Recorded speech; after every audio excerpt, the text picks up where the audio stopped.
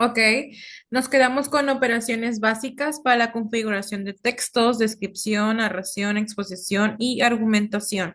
Ese siguiente subtema dice, las operaciones básicas para configurar textos son las estrategias de descripción, por ejemplo, dibujar con palabras, la narración, contar hechos, exposición, dar a conocer ideas y argumentación, defender un punto de vista. Sí, cada una tiene una función específica. La descripción se centra en las características, la narración en los eventos en el tiempo, la exposición busca informar objetivamente y la argumentación utiliza razones para persuadir al lector. Sí, vamos a ver las definiciones de cada una, no sé, sus características, etcétera, ¿no? Por ejemplo, en la primera, que era descripción, dice que su función representa con palabras la apariencia de un objeto, persona, lugar o situación. ¿Sí? En las características, abundancia de adjetivos calificativos, se pueden usar descripciones técnicas, objetivas o subjetivas con juicios de valor y emociones. La función del lenguaje predominante es la pre-representativa. Aquí más que nada es cómo te describes a ti mismo o cómo describimos a otras personas, viendo sus funciones, sus buenas cosas, o sea, decir buenos palabras sobre esta persona, etcétera. O sea, la descripción se trata de eso, ¿sí? Ahora vemos lo que viene siendo la narración. Dice, narración. Relata una secuencia de acciones que suceden en un tiempo y espacio determinados. Características, estructura básica, planteamiento, nudo y desenlace, uso de verbos de acción y movimiento, presencia de un narrador. Generalmente se representa en orden cronológico. La narración, bueno, ya hemos escuchado a lo mejor alguien decir una narración, hablar una historia, algo que pasó hace muchos años, etcétera, ¿sí? Son planteamientos que se van dando, ¿sí? Y obvio, las básicas es planteamiento, nudo y desenlace, creo que eso se entiende muy bien que viene siendo lo que es la narración, ¿sí? Y vemos abajito lo que viene siendo exposición. Su función es informar sobre un tema de manera clara, objetiva y ordenada. Características, busca transmitir conocimiento, lenguaje denotativo y técnico si el tema es científico. Ausencia de juicios de valor o emociones personales. Se utiliza en textos como noticias, artículos científicos o enciclopedias. Ese tipo de exposición, pues ya sabemos, es cuando se te da, por ejemplo, un tema y tú lo buscas, buscas que sea una manera clara, una manera sencilla, una manera más superficial para que las demás personas que lo escuchen, cuando tú pases a exponer, se les entienda, ¿no? Podemos sacar en diversas exposiciones, en diversas información, sí, que es lo que nos da a entender en cómo se utiliza ese tipo de textos. Y ahora vamos con el último, que es la argumentación. Dice, la función es persuadir al lector o defender una postura sobre un tema. ¿Sí?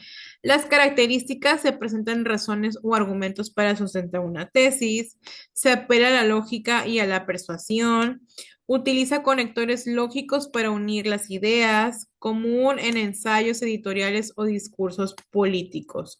Sí, luego dice aquí estructuración lingüística de la realidad, justificación, negociación, argumentación. La argumentación es la manera en la que uno cierra o en lo que sobrellevamos un tema. Sí, un tema, un texto, una información, etcétera. Es algo que ya está verificado, algo que ya está resumido, algo que ya está argumentado, ¿sí? Vamos con el siguiente que viene siendo errores y deficiencias comunes en la redacción. Hasta aquí vamos viendo cómo es, claro, utilizar este tipo de herramientas, en saber cómo especificar cada una, en saber a qué se refiere cada una, en saber cómo podemos utilizar ese tipo de párrafos, ese tipo de textos, etcétera, ¿sí? Ahora vamos a ver lo que vienen siendo los errores. Los errores más comunes en la redacción incluyen la falta de claridad, oraciones inconexas y repetitivas, uso excesivo de la voz pasiva, mala puntuación y problemas de estructura y coordinancia gramatical. Otros vicios comunes son la pobreza de vocabulario, el abuso de comodines como cosa o asunto, el uso inapropiado de mayúsculas y signos de puntuación y la cacofonía, que es la combinación de sonidos desagradables. Eso es lo que vemos aquí, es los errores que se pueden tener en este tipo de textos, de tipo de narraciones, por así decirlo. Aquí lo que vemos es algo para no cometerlo, ¿sí? No es como que, no, sí, sí, sí, yo lo hice, yo lo cometí, no. Es para prevenir en no realizar ese tipo de errores para que nuestras próximas trabajos, no sé, exposiciones, a lo mejor ya está en nuestro trabajo laboral, nos puede ayudar también este tipo de puntos. Sí, y luego dice abajito errores de calidad y estructura. La primera es oraciones inconexas. ¿Qué son las oraciones inconexas?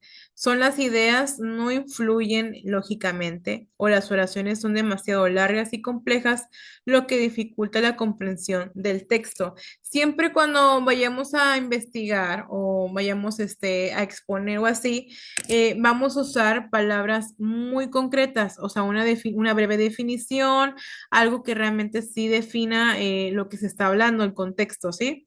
Y luego dice desorden en las ideas. Se mezclan conceptos o se salta de un tema a otro sin un orden claro.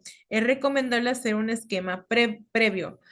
Siempre, eh, bueno, eso digamos así, cuando se les encarga una exposición, por así decirlo, por lo regular es muy difícil que podamos tener el de que se salte un tema a otro sin saber explicarlo. ¿Por qué? Porque siempre tenemos un temario. Entonces, con el momento de hacer las exposiciones así, siempre vamos en orden, ¿sí? Por eso es muy importante también que las personas que se dediquen a realizar ese tipo de trabajos, sí pongamos un poquito de atención en cuestión de nuestro tema. De verdad se sorprenderían, a lo mejor, y lo que yo les estoy diciendo ahorita es como que, maestra, pues ya sabemos que cuando uno tiene esas exposiciones, pues es la información que tienen que buscar, ¿no?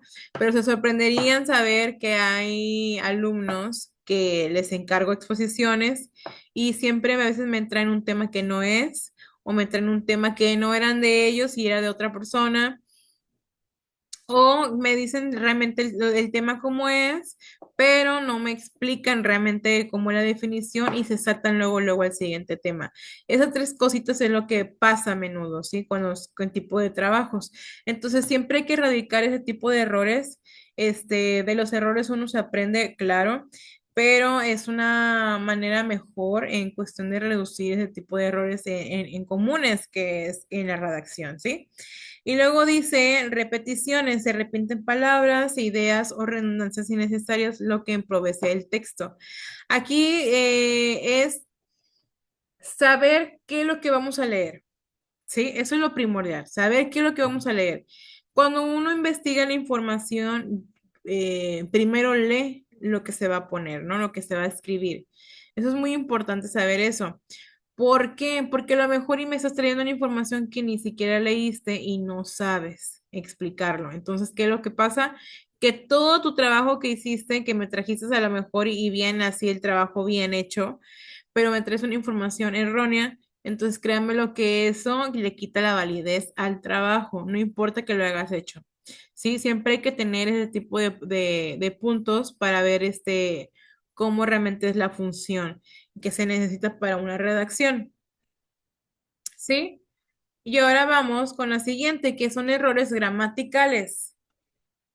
En la primera vemos que es El uso excesivo de la voz pasiva, donde el objeto recibe la acción en lugar del sujeto, puede hacer el texto más débil y menos directo. Aquí la manera es más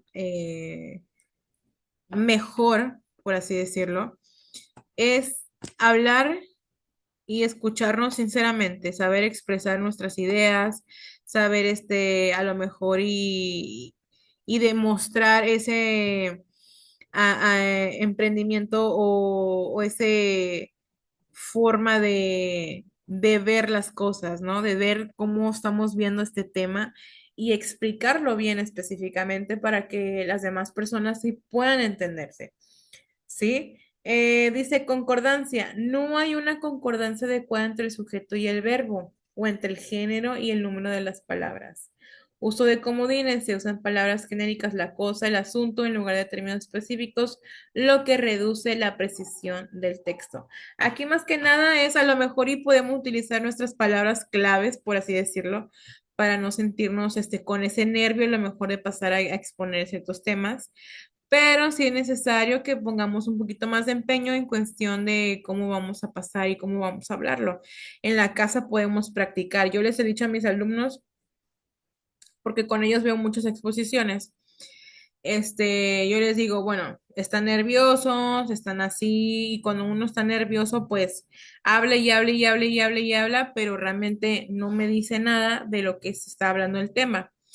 ¿Sí? Entonces yo siempre les digo que no deben estar nerviosos, que deben estar tranquilos, que pueden usar sus tarjetitas para anotar lo más importante, para que no se pierdan, que se pongan a practicar en su casa cómo van a pasar a exponer, etcétera. Y créanme lo que cuando empecé con ellos fue una gran diferencia de cómo estaban haciendo sus exposiciones y ahora ya es diferente, ya ahora ya le ponen un poquito más de ganas, va cambiando. Entonces a mí eso me gusta porque yo también veo un cambio de mis alumnos para mejor, ¿sí? Porque son muy tímidos y esto les ha ayudado a que ya no lo sean así. Sí, que es poco a poquito vamos trabajando en eso. Luego dice errores de puntuación y estilo. En el primero dice puntuación deficiente. El uso incorrecto o la omisión de comas, puntos, puntos y comas y otros signos de puntuación afectan directamente a la comprensión. Al momento de redactar ese tipo de información, ese tipo de texto, eh, siempre debemos de ver dónde van nuestras puntuaciones. ¿Sí? Entregar un buen trabajo. Entonces, de eso se trata en la puntuación deficiente. Luego dice cacofonía, la combinación de sonidos dentro de una frase resulta desagradable para el oído, lo que perjudica la fluidez de la lectura. Aquí ya depende de cómo se maneja en el ámbito que se pueda dar este tipo de ciertos temas, ¿sí? Y luego dice estilo informal.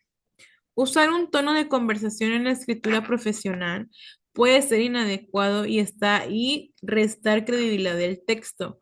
Siempre hay que tener una postura alta, profesional.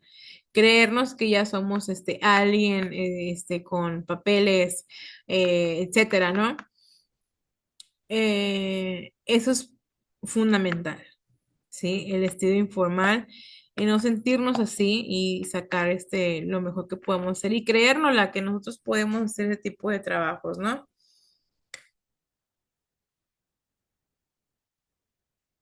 Y luego dice errores de vocabulario y presentación.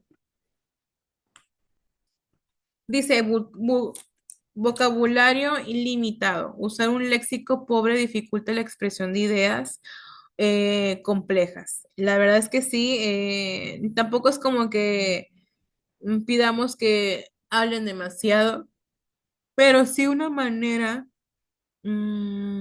que podamos tener una idea de lo que se está hablando, de lo que se está platicando, etcétera, ¿no?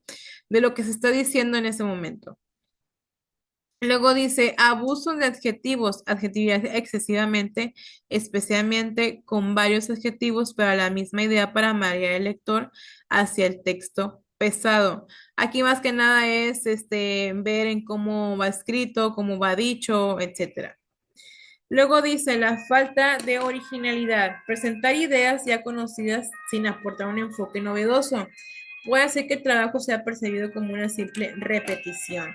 En esta parte de aquí,